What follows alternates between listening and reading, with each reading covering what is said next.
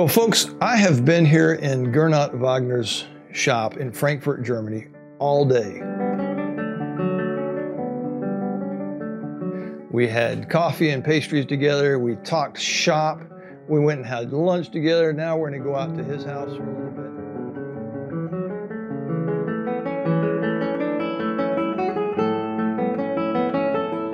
bit. One time I was at the Asia convention, which is like the GAL. There was a panel of Kent Everett, Thomas Humphrey, and one other person.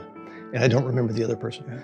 Thomas Humphrey said that Antonio Torres was the worst thing that ever happened to the classical guitar because everybody copies Torres. So the guitar was developing, then it arrived at the 7-fan bracing that Torres introduced and stopped. He took it further.